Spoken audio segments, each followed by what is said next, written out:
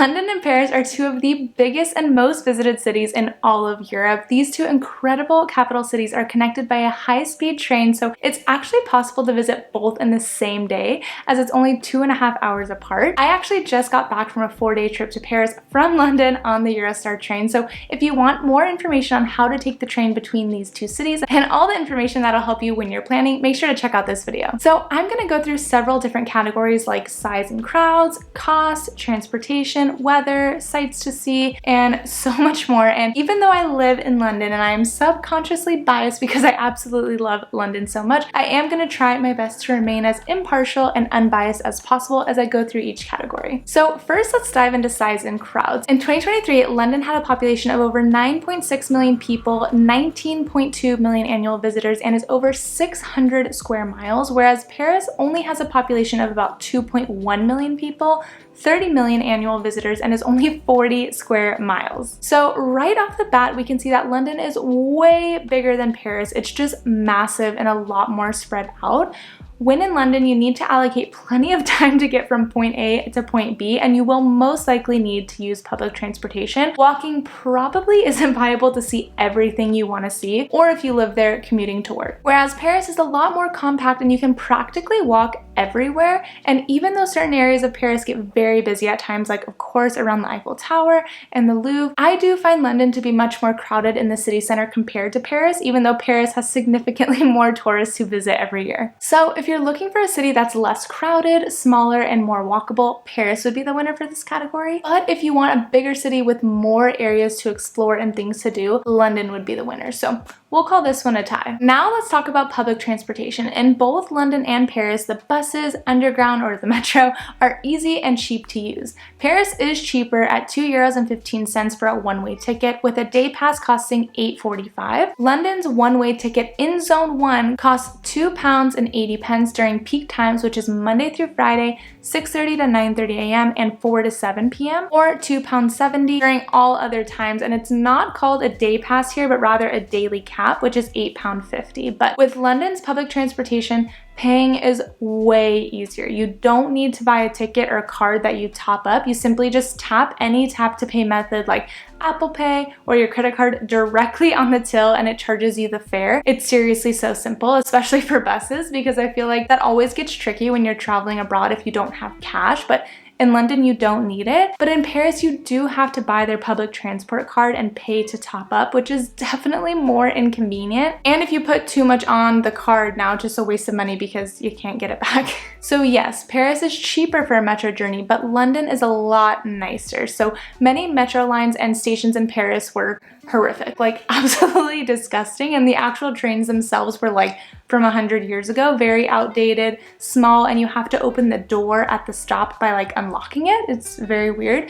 Not all trains were like this. We did have a few that were a lot more modern, a lot more comparable to almost like a district or a circle line train here in London, but still a little dingier and not on the same level. Both cities have amazing underground or metro systems, as you can see both maps on the screen, which is typically what most tourists use, as it's a little easier to figure out than the bus, but they also have great bus systems as well. For London, you use your tap to pay card when you hop on the bus, and that will start a 60-minute timer where you can hop on as many buses as you want within that time frame, and you won't get charged again. So you'll hop off without tapping and just hop on the next bus or tram and tap again, but you just won't be charged as long as it's within that 60-minute time frame. And the cost isn't based on zones, it's just a flat fee of £1.75 for that hour. This does not apply to overground or underground trains, just the bus. Paris's process is pretty similar, except it's the T plus ticket you purchased beforehand and topped up with money. You'll need to do this at a metro station, as not every bus stop has the ability to add more money to your card. Then you tap it when you get on to validate, and it starts a 90-minute timer. This is where you can transfer between bus, tram, or metro without an extra fee, which I think is really nice that they include all different methods of public transport. And I just wanted to add in here about 2 great bus lines in each city that basically is a super discounted version of like a hop on, hop off bus tour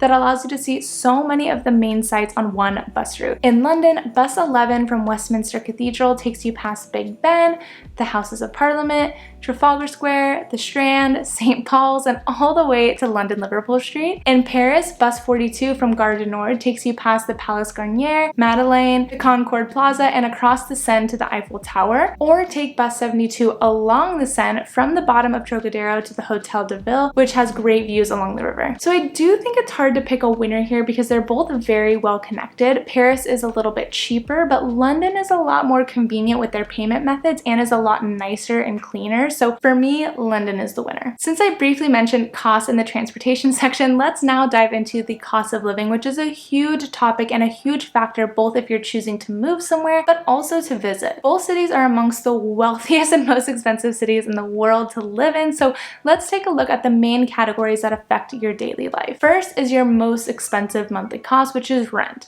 This is 12% more expensive in London, with an average rental cost in Westminster, Chelsea, and Kensington, which is as nice and central as it gets in London, at over £2,900 per month, whereas an average rental cost in Paris's most expensive district, District 7, is about 22 to 2,300 euros a month. Next is food, which is surprisingly 17% more expensive in Paris. And bringing up public transport again, the monthly transport ticket in London is 116% more expensive than in Paris. Shopping, both for personal care items like toiletries and clothes and shoes, they're all relatively the same in both London and Paris. And entertainment in London is 24% more expensive than Paris. So overall, the cost of living in London compared to Paris is 21% higher.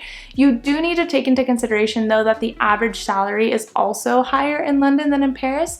The average monthly net salary after tax is about 2,144 euros, or about 1,852 pounds in Paris, whereas in London it's 2,591 euros, or about 2,200 pounds. But even when we take a look at the cost of living and salaries, London is more expensive. So Paris definitely wins this category, which I completely expected before I even did the research. Now let's talk about weather, which is a huge factor in my opinion when choosing where to move, but honestly even for visiting. London is typically always depicted as foggy, super rainy, while pictures of Paris always show sunshine. But actually, if you look on the screen here at weatherguide.com, both the temperatures and the rainfall in both cities are pretty similar. You see the maximum temperature is slightly higher in Paris year-round. The year-round rainfall is actually higher in Paris, which will shock a lot of people, and the minimum temperature is higher in Paris year-round as well. For both cities, spring and fall are probably the best seasons to visit, even if you might need an umbrella. Summers can get hot and sticky in both cities, making sightseeing such a chore as neither city really has air conditioning,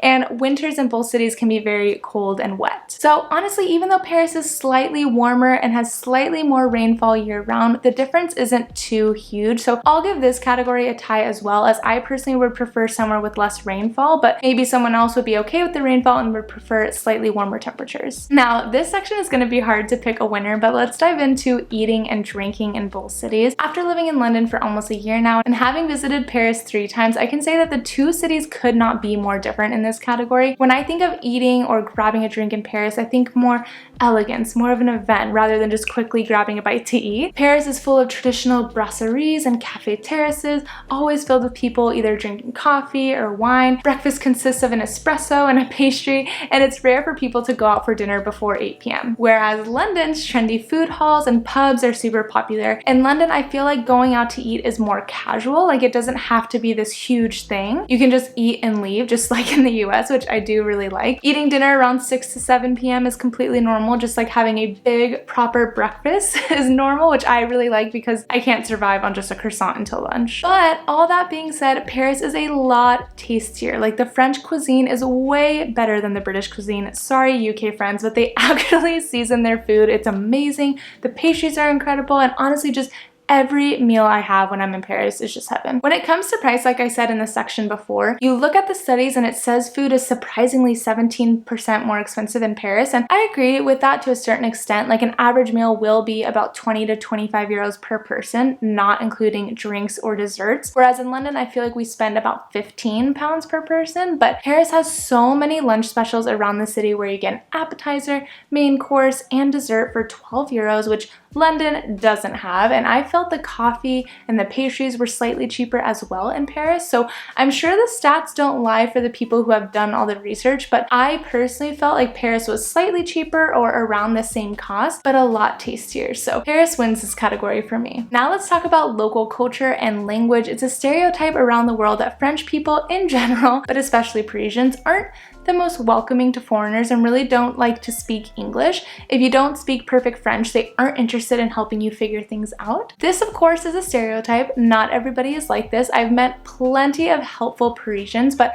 I will say for the most part, this is true. Like on my first 2 trips, I really felt this way, but on this last trip, again, June 2024, I felt like things had changed. There were menus offered in English everywhere. All of the waiters that I interacted with spoke English and were very happy to do so. So I do think that this is the stereotype, but it is shifting and changing a little bit, which is really nice. And of course, in London, you don't need to translate anything or try to figure out signs or menus since everything is already in English, which was honestly a main factor of why I ended up choosing to move here. It just makes life so much easier, but this could also be a factor when choosing a vacation destination as well, because it really does make things less stressful and more enjoyable when you already know the local language and don't need a translator out for everything. I wouldn't say Londoners are notorious for being super friendly either, as most people are in a rush trying to get somewhere, but I don't find them rude either, just kind of neutral. So for this category, London wins in my opinion because it's just so much easier to get around speaking the same language, but if you prefer a more laid-back environment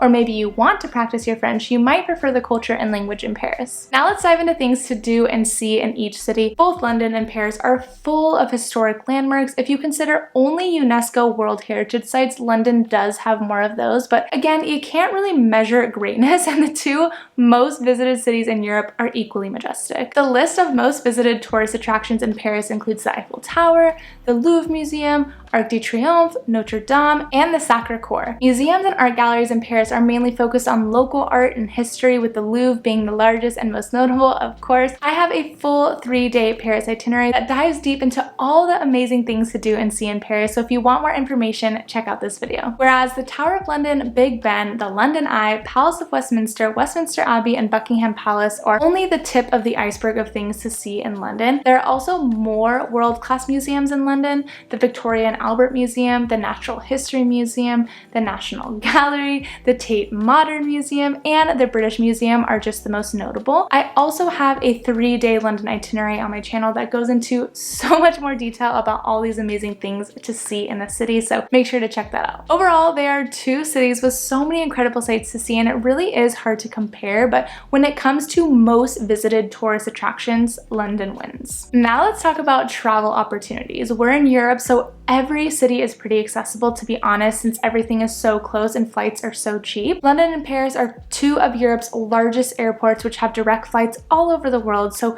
in that regard they are pretty even. But since Paris is on mainland Europe, it's way better connected by train, which is a staple of European travel. Train travel is just so much easier and more enjoyable, although a lot pricier than flying, and London does have 3 train journeys that connect it with mainland Europe: Paris, Amsterdam, and Brussels. But from Paris, you have tons of train options, and as you can see on the map, it's pretty centrally located amongst the popular Western European destinations, so you could easily hop on a train to the UK, Belgium, Netherlands, Germany, Spain, Luxembourg, Switzerland, Italy, and of course other parts of France as well. So if you're looking for a place that's well connected by train for ease of travel, Paris is the clear winner. So just looking at our list here, we see Paris wins cost of living, eating and drinking, and travel, while London wins public transport, culture and language, and things to do in the city, with ties for size and crowds and weather. And as I was researching for this video, I found this survey conducted by Ipsos Mori in 2019, asking Londoners and Parisians questions about their own city versus the other. Both agreed that Paris had more affordable housing and better weather, but London was seen by both cities as cleaner,